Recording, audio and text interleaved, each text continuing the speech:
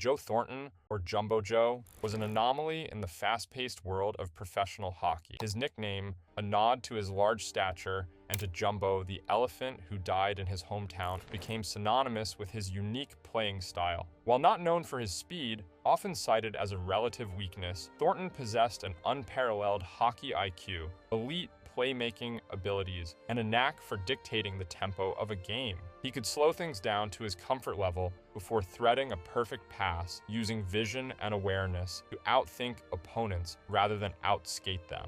This rare ability, combined with his imposing 6 feet 4 inches frame and physical presence, made him one of the most dominant and beloved players of his generation. Despite a legendary career spanning over 2 decades, an MVP season, and over 1,500 points, he never won the Stanley Cup. However, Thornton's impact on the game is undeniable, his name forever etched among the greats and forever a crowd favorite in the sport. This is the story of Joe Thornton. Born in London, Ontario, and raised in St. Thomas, Thornton's passion for hockey ignited at a young age. He started skating at 4 and playing hockey at 6, quickly showcasing his natural talent. Thornton honed his skills playing minor hockey for the St. Thomas Travelers, winning an Ontario Minor Hockey Association championship in his Pee-wee years. He then joined the Elgin Middlesex Chiefs, where his impressive performance led to him being drafted 2nd overall in the 1995 OHL priority selection by the Sault Ste. Marie Greyhounds. Thornton's 2 seasons with the Greyhounds were nothing short of spectacular. In his rookie year, he tallied 76 points, earning him both the OHL and CHL Rookie of the Year awards. He continued to shine in his 2nd year, amassing an impressive 122 points in 59 games. This dominant performance solidified his status as a top prospect for the 1997 NHL entry draft. Thornton made the jump directly from junior to the NHL in the fall of 1997, joining a Bruins team eager for new talent. He had a challenging rookie season in 1997 to 98, as the 18-year-old found himself used sparingly on Boston's 4th line by coach Pat Burns. Thornton even spent time as a healthy scratch, and in limited ice time, he managed just 7 points, including 3 goals and 4 assists over 55 games. It was an eye-opening adjustment to the physicality and pace of the NHL. The Bruins did make the playoffs, but Thornton went scoreless in 6 postseason games that spring. It was a humble beginning for the top draft pick, who had been a dominant scorer in junior. Thornton's role and production increased in his 2nd season. In 1998 to 99, he earned more ice time, around 15 minutes per game, up from 8 as a rookie, and posted 41 points. By his 3rd and 4th seasons, Thornton blossomed into a top-line center and the Bruins' leading offensive catalyst. He increased his point totals each year, and ahead of the 2002-03 season, the Bruins recognized his growing leadership by naming him team captain at just 23 years old. In 2002 to 2003, Thornton delivered his first 100-point campaign with 36 goals and 65 assists, finishing 3rd in NHL scoring that year behind only Peter Forsberg and Marcus Naslund. This firmly established him among the NHL's elite. His blend of size and playmaking was drawing comparisons to the game's greats. However, even as Thornton's personal stats climbed, the Bruins as a team had mixed playoff success, advancing past the first round only once in his early years. In 2003-04, Thornton's production dipped slightly to 73 points, and he endured some adversity. Notably, he suffered a fractured cheekbone in January 2004 during a fight with Eric Lindros after Lindros had cross-checked him in the head. The injury required surgery, though Thornton missed only 3 games. That season ended in disappointment with a first-round playoff exit, during which Thornton played through injured ribs and was held without a point, attracting some criticism for failing to elevate his game. It became a recurring narrative that Thornton's postseason impact did not always match his regular season dominance, a criticism that would dog him at times throughout his career. When the NHL season was canceled due to the 2004-05 lockout, Thornton chose to continue playing and signed with HC Davos in Switzerland. There, he starred alongside fellow NHLers Rick Nash and Nicklas Hagman, helping Davos win the Swiss League Championship and the 2004 Spengler Cup. The European stint kept Thornton sharp and added a championship to his resume, albeit overseas. He remained loyal to Davos, returning in summers and maintaining ties with the Swiss club throughout his career. By the summer of 2005, as the NHL prepared to resume, Thornton was a restricted free agent, and the Bruins faced a crossroads with their franchise center. Contract negotiations were tense. Thornton was reportedly unhappy with the Bruins' direction and stung by criticism of his play in the 2004 playoffs, while management was dissatisfied with the team's postseason results and Thornton's leadership style. Ultimately, Thornton signed a one-year deal to return, and he began the 2005-06 season on a torrid pace with 33 points in the first 24 games. Despite his strong performance, the Bruins struggled in the standings, and on November 30th, 2005, Boston made the stunning decision to trade their captain and franchise player. In one of the biggest blockbuster trades of the decade, the Bruins sent Joe Thornton to the San Jose Sharks in exchange for Marco Sturm, Wayne Primo, and Brad Stewart. The move shocked the hockey world. Even Thornton's Bruins teammates were floored that a 26-year-old star in his prime was dealt away. Years later, Bruins GM Mike O'Connell defended the trade, noting it was satisfying that Boston won a Stanley Cup in 2011 before Thornton did, but the trade is widely considered lopsided in San Jose's favor. The Bruins had effectively given away our best player, as one bewildered Boston player lamented at the time. The stage was set for Thornton's next chapter in San Jose. Upon arriving in San Jose in December 2005, Thornton had an immediate seismic impact on the Sharks. He found instant chemistry with winger Jonathan Cheechoo and ignited the Sharks' offense. In just 58 games with San Jose that season, Thornton piled up 92 points, bringing his total to 125 points, including 29 goals and 96 assists for 2005-06. He not only won the NHL Art Ross Trophy as the league's top scorer, but also earned the Hart Memorial Trophy as the NHL's most valuable player. It was a historic season. Thornton became the first player in NHL history to win the Hart and Art Ross in a year he played for two different teams. His playmaking made San Jose's entire team more dangerous. Most notably, linemate Jonathan Cheechoo benefited by scoring a league-best 56 goals, winning the Rocket Richard Trophy as the NHL's top goal scorer. Thornton's midseason trade and MVP winning performance ranks as one of the most memorable single-season performances ever, completely transforming the Sharks' fortunes overnight. Despite the regular season heroics in 2005-06, Thornton couldn't silence the critics in the playoffs. San Jose fell in the second round, and Thornton managed a modest 9 points in 11 playoff games, leading to familiar questions about his postseason impact. Nevertheless, with San Jose, he would have many more opportunities to chase the Stanley Cup, and he had firmly established himself as one of the league's elite centers. Over the next decade in San Jose, Joe Thornton became the face of the Sharks franchise and one of the NHL's most consistently productive playmakers. In 2006 to 2007, he proved his MVP year was no fluke by registering another 114 points, including 22 goals and 92 assists. He finished second in league scoring, just 6 points shy of a young Sidney Crosby. Remarkably, Thornton's 92 assists that year made him only the third player in NHL history to record back-to-back 90-assist seasons, joining Wayne Gretzky and Mario Lemieux in that exclusive club. This showcased his extraordinary passing ability. San Jose remained a perennial playoff team through these years, though a Stanley Cup continued to elude them. In 2007 and 2008, the Sharks bowed out in the second round of the playoffs, with Thornton performing well in early rounds but being contained by tight checking from teams like the Detroit Red Wings, led by Nicklas Lidstrom. Thornton signed a 3-year contract extension in 2007 to stay with San Jose, a clear sign that the Sharks saw him as their franchise cornerstone. He continued to put up strong numbers, 96 points in 2007-08, finishing 5th in the NHL, and 86 points in 2008-09.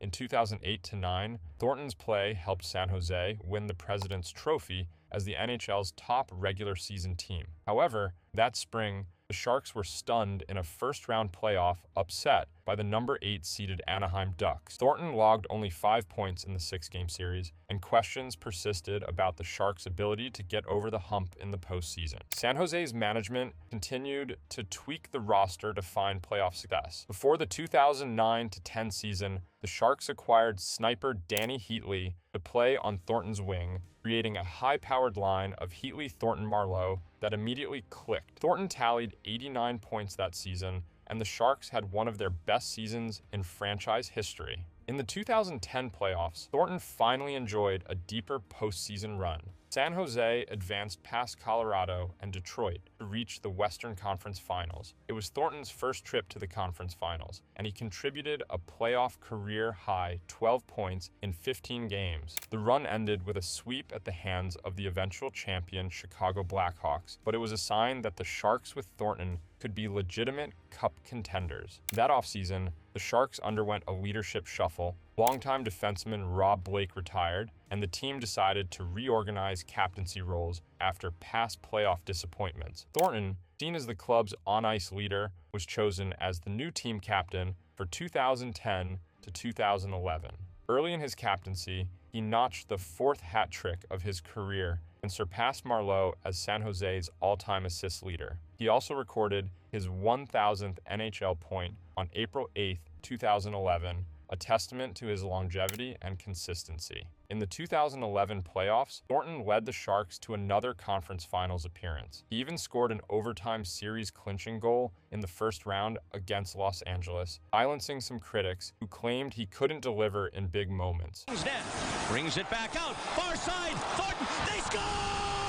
Joe Thornton and the Sharks win the series in overtime! The Sharks ultimately fell in the 2011 West Finals to Vancouver, but Thornton had proven his worth as both a captain and clutch performer during that run. By 2014, Thornton had been the Sharks' captain for 4 seasons and reached numerous milestones. He signed another contract extension in January 2014, ensuring he would remain a Shark through 2017.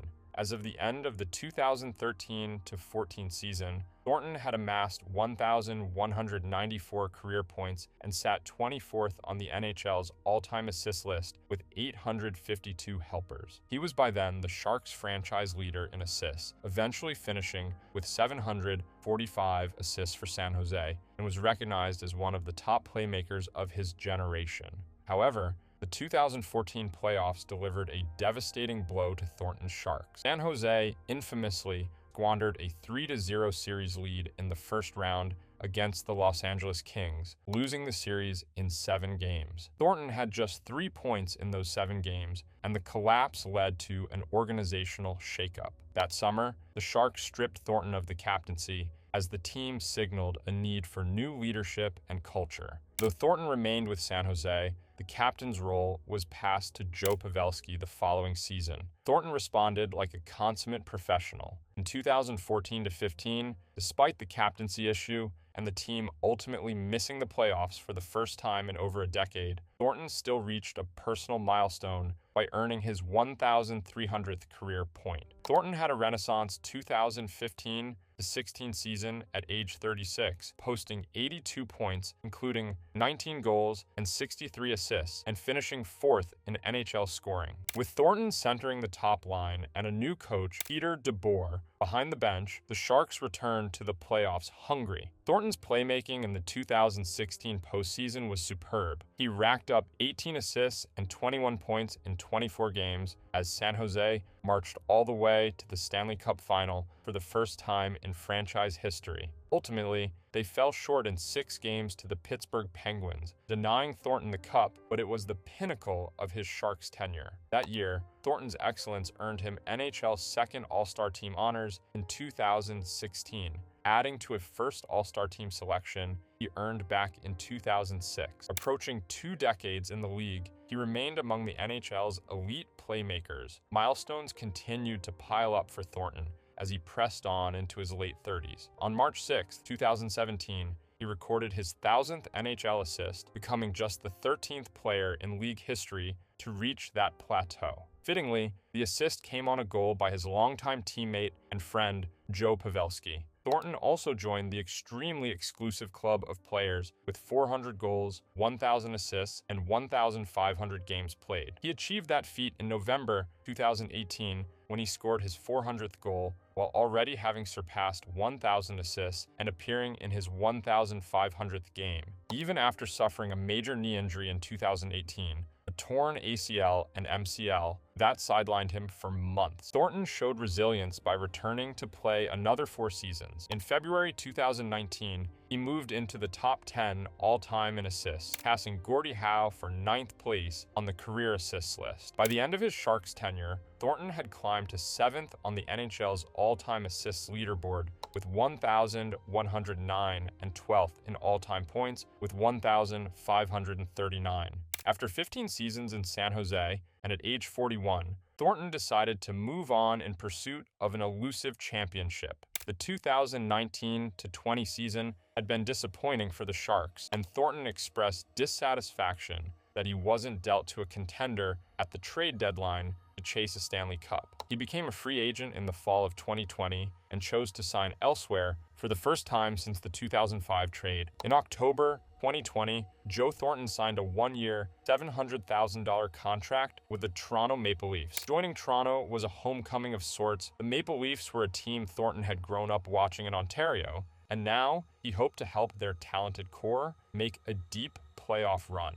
Before the delayed 2020-21 NHL season began, Thornton kept in game shape by returning to HC Davos in Switzerland for a short stint. He had obtained Swiss citizenship in 2019, making the arrangement easier. He reported to the Leafs in January 2021 and soon scored his first goal in blue and white on January 16, 2021.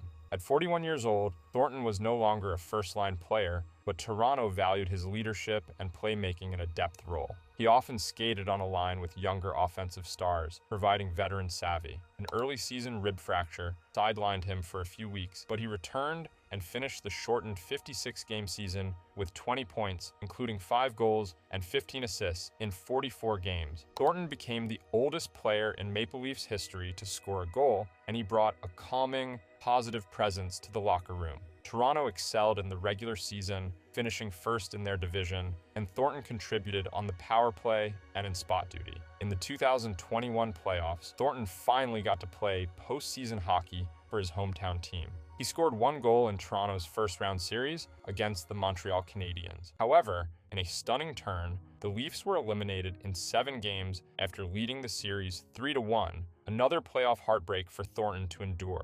After that season, with the Leafs facing salary cap decisions, Thornton was not re-signed. He had enjoyed the chance to wear the maple leaf and mentor the next generation, but the Stanley Cup dream remained unfulfilled. Still not ready to hang up his skates, Thornton signed a 1-year deal with the Florida Panthers on August 13, 2021, embarking on his 24th NHL season. Florida had emerged as a contender, and Thornton hoped this move might finally yield a championship. In Florida, Thornton played a limited role as a depth forward. He appeared in 34 games and recorded 10 points, the lowest output of his career, reflecting his reduced ice time and the reality of being a 42-year-old in a young man's league. Even so, he relished the experience, and the Panthers greatly valued his veteran leadership and the wealth of experience he brought. The 2021-2022 Panthers had a stellar regular season, capturing the President's Trophy as the NHL's top team. Thornton's presence added a measure of veteran wisdom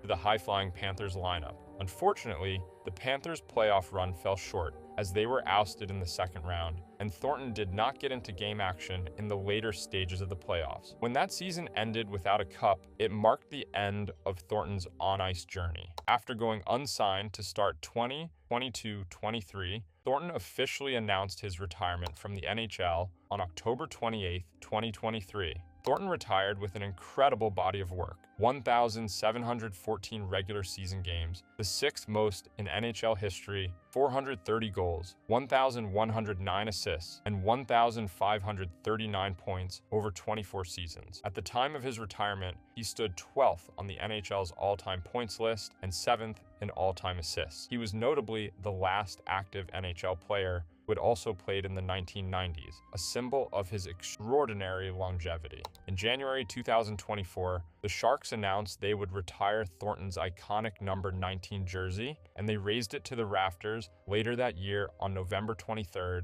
2024, ensuring Jumbo Joe's legacy will forever be honored in San Jose. Joe Thornton's playing style was defined by elite playmaking, physical presence, and high hockey IQ, a combination that allowed him to be effective well into his 40s. A hulking 6 feet 4 inches center, Thornton was never known for blazing speed, especially as the NHL evolved into a faster league. In fact, skating was often cited as a relative weakness in his game. At the end of the day, hockey sense trumps speed, fellow NHLer Blake Wheeler said, emphasizing that Thornton's ability to think the game at a high level made him a superstar despite below-average foot speed.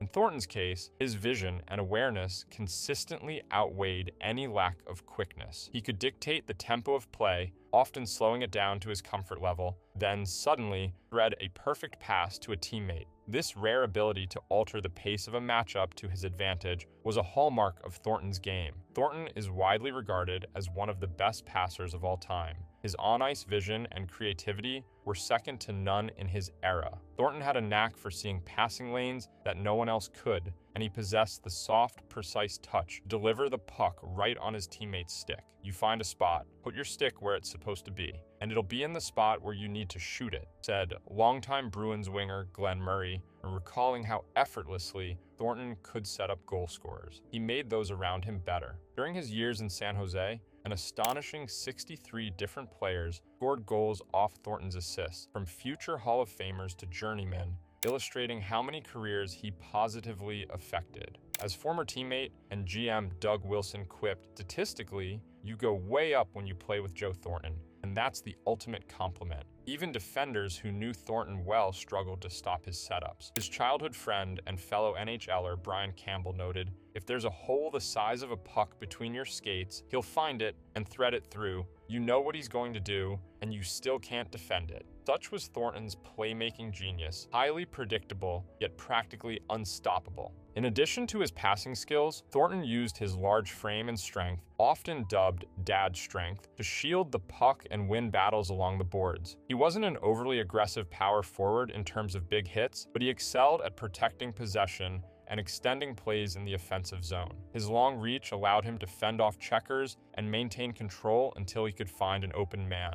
This made him a formidable puck distributor on the cycle. Thornton's hockey IQ also extended to defensive awareness. He became a reliable two-way center, frequently backchecking and using his anticipation to break up plays. While goal scoring was never his primary focus, he had a decent shot and could finish chances when he chose to shoot. In fact, early in his career, Thornton had a couple of 30-goal seasons, but after 2003, he transitioned even more into a pass-first playmaker, never again scoring more than 29 goals in a season after 2002 to 2003. Coaches at times encouraged him to shoot more given his ability, but Thornton's mindset was always to be the setup man. This unselfish approach, combined with his physical resilience and cerebral style, allowed Thornton to remain productive even as skating-centric youngsters entered the league. He adapted his game and continued to contribute as a savvy veteran, relying on experience and instincts to compensate for slowing legs. As the years pass, Joe Thornton will be remembered as the embodiment of a hockey savant, a player with preternatural passing ability and an unparalleled understanding of the game. He bridged generations, debuting in the clutch and grab era of the late 90s and adapting to the speed and skill era of the 2010s. His influence is seen in how young, big centers try to model elements of his game and in how playmakers value puck protection and patience. Perhaps the simplest measure of his legacy is the respect he earned. Teammates loved playing with him, opponents respected him, and nearly everyone around the NHL has a fond Jumbo Joe story. From the early days on the ponds of St. Thomas to the bright lights of NHL arenas, Joe Thornton's hockey journey is one of brilliance, longevity, and a lasting legacy as one of the greats of his era.